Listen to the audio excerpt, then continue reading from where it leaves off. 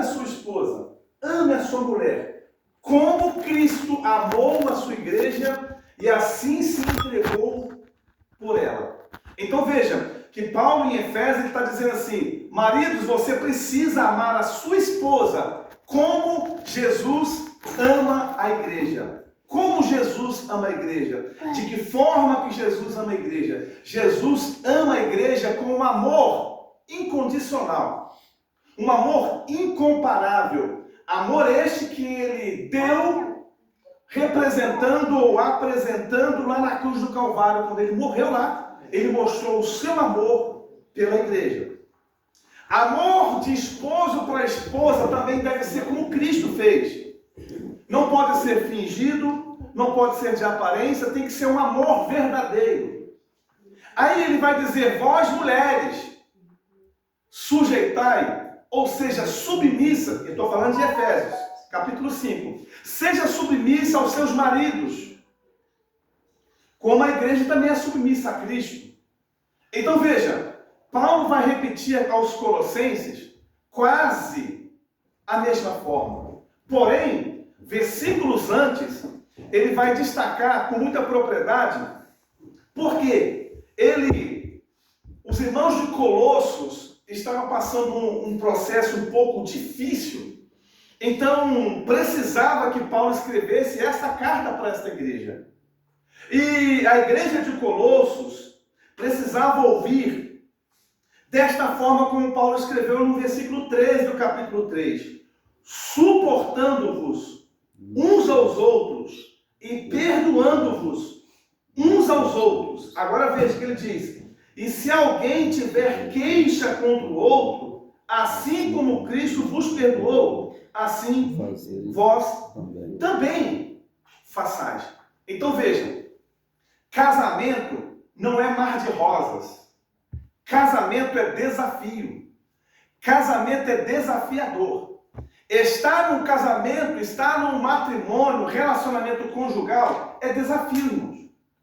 A gente escolheu, eu escolhi tirar minha esposa do lar dela, da casa dos pais. De lá ela tinha cama, tinha o seu quarto, tinha o seu travesseiro, tinha comida, tinha roupa lavada e tinha tudo. Eu tirei ela de lá, para ela poder se unir a mim, conforme está escrito em Gênesis 2, versículo 24. Portanto, deixará um homem pai e mãe, e unir-se-á a sua mulher, e ambos serão uma só carne. Então veja, eu deixei o lar dos meus pais para unir a minha esposa, para nós tornarmos uma só carne. Então veja, se agora ela está comigo no matrimônio, no casamento, eu tenho que cumprir a palavra que Paulo ensinou aos irmãos de Efésios e também aos irmãos de Colossos: amar a esposa. Porque a gente pode até viver ou até estar passando por algumas tempestades no casamento. E hoje eu quero que você entenda que a mensagem ou o tema de hoje é vencendo as tempestades no casamento. Ô pastor, mas será que existe tempestade no relacionamento conjugal? E muitas. E às vezes a tempestade, como diz o ditado, né? Que tem gente que faz tempestade. Hã? Como? No copo d'água. Aí você fala assim: ô pastor, mas será que tem condição de fazer tempestade com um copo de água? No casamento acontece. Às vezes no mundo inteiro eu não consigo fazer uma tempestade somente com um copo de água, porque vai ser pouco. Mas no relacionamento conjugal, isso é uma tempestade. Somente um copo de água. E como nós verificamos aqui através da dinâmica, e a minha esposa diz, são as pequenas coisas que separam casamentos. Fala assim, são as pequenas coisas que separam casamento. Gente, tem 3 coisas que separam casamento. Primeiro, finanças. Se as finanças do casamento não estiver bem ajustada, isso pode dar separação. Está acontecendo bastante isso hoje. Porque às vezes, no casamento, o esposo trabalha, a esposa trabalha. Aí, um fica naquela divergência, naquela briga. Não, o meu pagamento, o meu salário é meu, o seu é seu. Aí cada um administra os seus. Tá tudo errado. Por quê? Quando a gente viu aqui Paulo dizendo que o amor ele tem que ser como um elo perfeito. O elo é ligado. O elo está junto. E não pode estar separado. Então, como a gente faz para vencer as tempestades do casamento? Primeiro, ajustar as finanças na relação.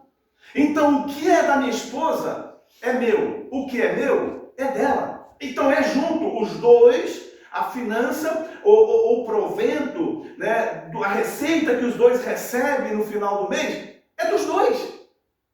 Pastor, como assim? É porque assim, quando a gente era solteiro, a gente tinha o nosso salário, era nosso. E mesmo assim, alguns ainda tinham que pagar alguma conta dentro de casa. Talvez a luz, a internet, porque às vezes os pais exigem, você tem que ajudar aqui a pagar, ajudar na compra. E depois que casa, depois que casa, nós precisamos ajustar a finança para que a gente não venha ter tempestade no casamento. Para que a gente não venha passar por apuros no casamento. Então, qual seria melhor? Juntar as duas receitas, os dois pagamentos, e os dois fazer um relatório para ver o que entrou, o que precisa sair, o que precisa pagar, e ajustou tudinho, e o que sobrou, vocês vão administrar. Ou, não, você paga isso aqui, eu pago isso aqui, está tudo bem. Não, agora não é mais individualismo. Agora é uma sociedade. Agora nós somos casados. E quando é casado, eu preciso que você entenda isso aqui, que isso aqui é muito importante. Porque quando a gente casa, conforme eu li em versículo 24 de Gênesis 2, deixará o homem pai e mãe e unir-se a sua mulher, os dois serão uma só carne. Uma só carne é isso. As finanças é dos dois, porque é uma só carne.